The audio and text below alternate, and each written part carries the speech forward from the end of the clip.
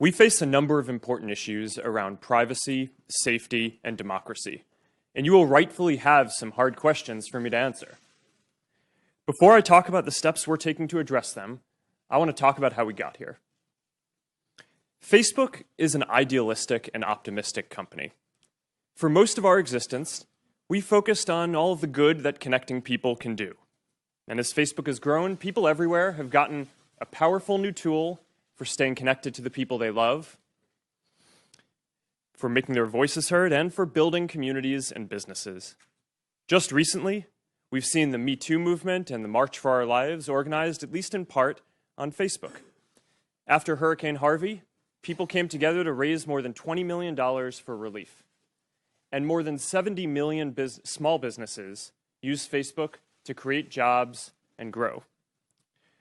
But it's clear now that we didn't do enough to prevent these tools from being used for harm as well. And that goes for fake news, for foreign interference in elections, and hate speech, as well as developers and data privacy. We didn't take a broad enough view of our responsibility, and that was a big mistake. And it was my mistake, and I'm sorry. I started Facebook, I run it, and I'm responsible for what happens here.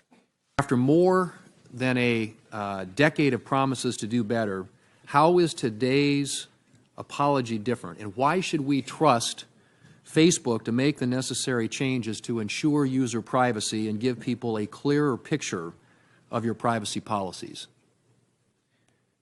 Thank you, Mr. Chairman. So we have made a lot of mistakes in running the company. I think it's pretty much impossible, I believe, to start a company in your dorm room and then grow it to be at the scale that we're at now without making some mistakes. And because our service is about helping people connect and information, those mistakes have been different in how we try not to make the same mistake multiple times, but in general, a lot of the mistakes are around how people connect to each other just because of the nature of the service. Overall, I would say that we're going through a broader philosophical shift in how we approach our responsibility as a company. For the first 10 or 12 years of the company, I viewed our responsibility as primarily building tools that if we could put those tools in people's hands, then that would empower people to do good things. What I think we've learned now across a number of issues, not just data privacy, but also fake news and foreign interference in elections, is that we need to take a more proactive role and a broader view of our responsibility. It's not enough to just build tools. We need to make sure that they're used for good.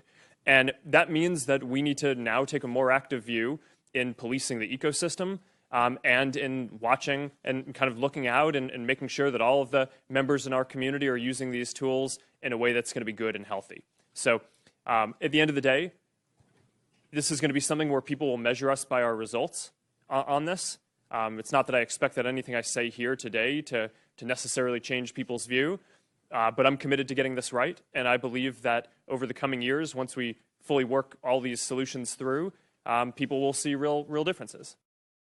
Facebook's been served with subpoenas from the special counsel Mueller's office. Is that correct? Yes. Have you or anyone at Facebook been interviewed by the special counsel's office? Yes. Have you been interviewed? I have not.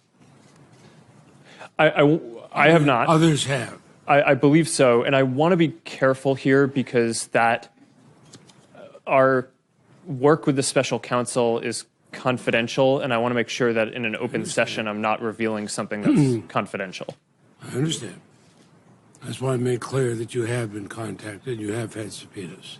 Actually, let me clarify that. I actually am not aware of a subpoena. I believe that there may be, but I know we're working with them. Thank you.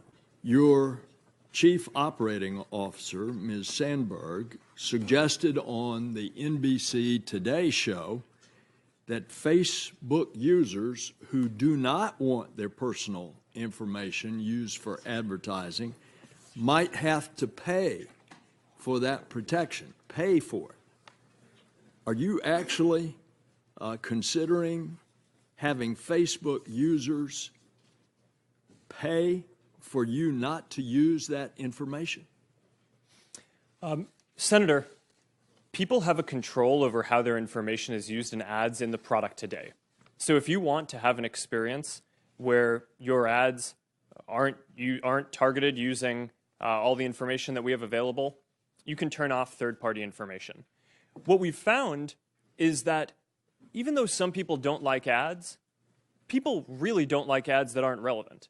And while there is some discomfort, for sure, with using information in making ads more relevant, the overwhelming feedback that we get from our community is that people would rather have us show relevant content there than not.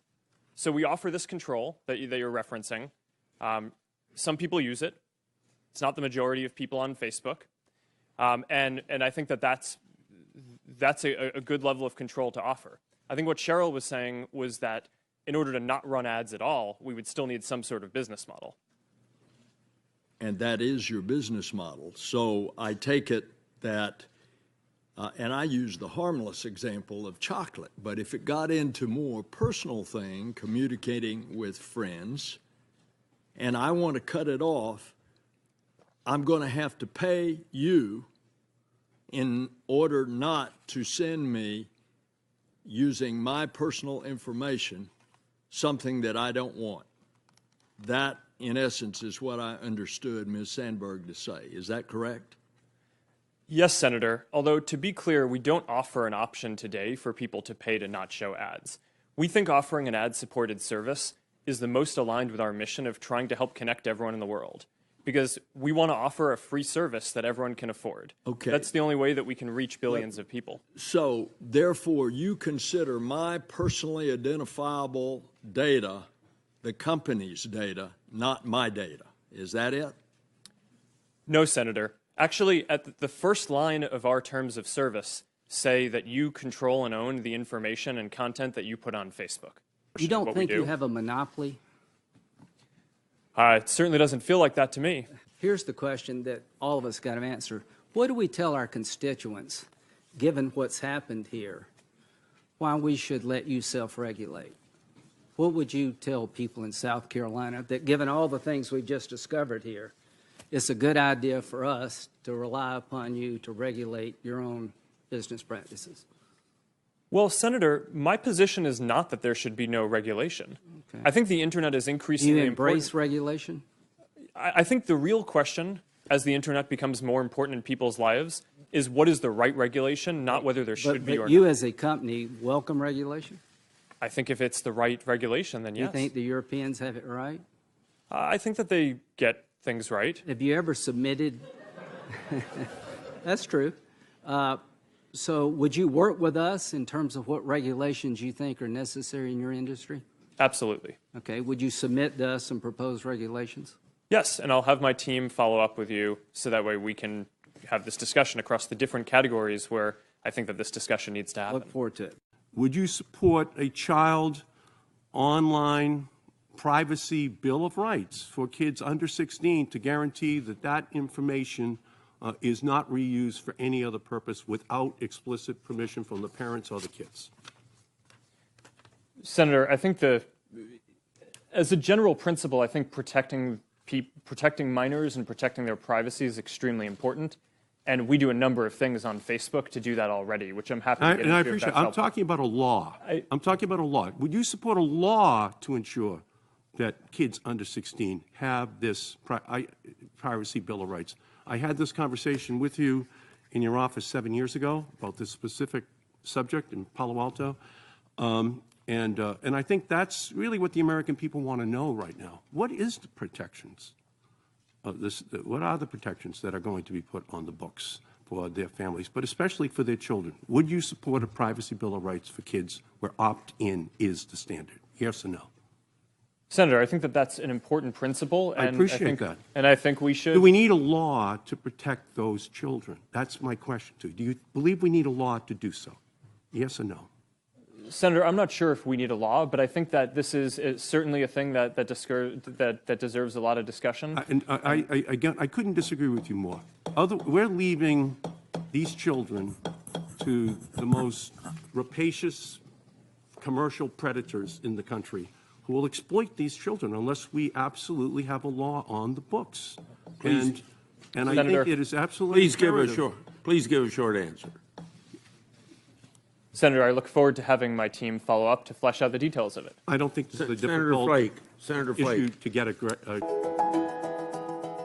One question I'd like to ask before I go into my questioning is, what was Face Smash, and is it still up and running?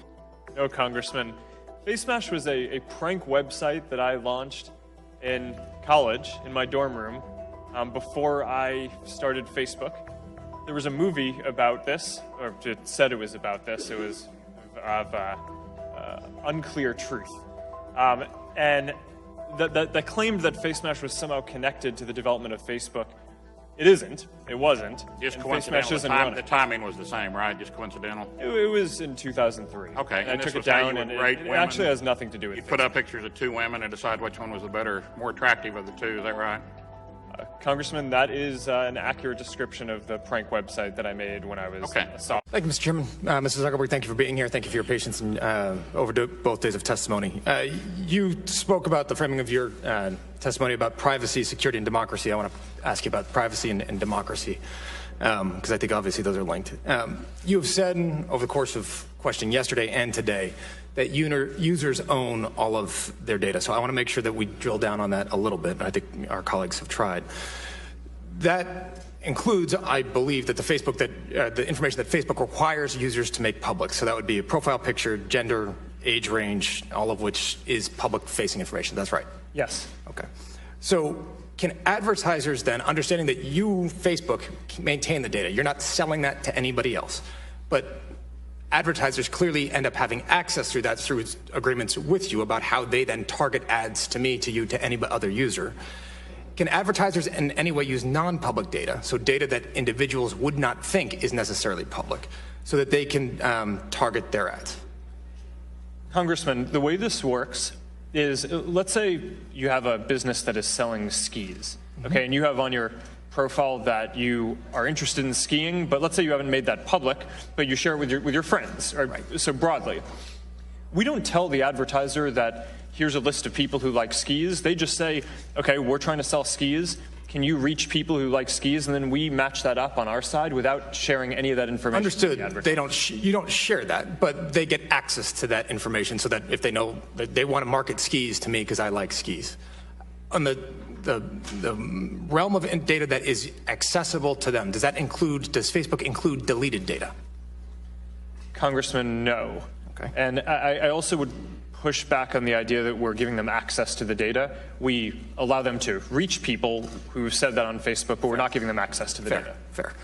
So can advertisers either directly or indirectly get access to or use the metadata that Facebook collects in order to more specifically target ads? So that would include, I know you've talked a lot about how Facebook would use access to information for folks that, well, I might be able to opt in or out about your ability to track me to other websites. Is that used by those advertisers as well? Congressman, I'm not sure I understand the question. Can you give me an example of what you mean? Essentially, does the advertisers that are using your platform, do they get access to information that the user does not actually think is either one, being generated, or two, is public? Understanding that, yes, if you dive into the details of your platform, users might be able to shut that off. But I think one of the challenges with trust here is that there's an awful lot of information that's generated that people don't think that they're generating, and that advertisers are being able to target because Facebook collects it. Yes. So, Congressman, my understanding is that the targeting options that are available for advertisers are generally things that are based on what people share. Now, once an advertiser chooses how they want to target something, Facebook also does its own work to help rank and determine which ads are going to be interesting to which people. So we may use metadata or other behaviors of what you've shown that you're interested in a newsfeed or other places in order to make our systems more relevant to you. But that's a little bit different from giving that as an option to an advertiser, if that makes sense. Right. But then I guess the question back to, and I only got 20 seconds, I think one of the rubs that you're hearing is I don't understand how users then own that data. I think that's part of the rub. Second, you focus a lot of your testimony and the questions on the individual privacy aspects of this, but we haven't talked about the societal implication of it. And I think while I applaud some of the reforms that you're putting forward, the underlying issue here is that your platform has become Gentlemen's a mix time. of 2 seconds. News, entertainment, social media, that is up for manipulation. We've seen that with a foreign actor. If the changes to individual privacy don't seem to be sufficient to address that underlying issue. Time has expired. Love your comments on that at the appropriate time. Thank you.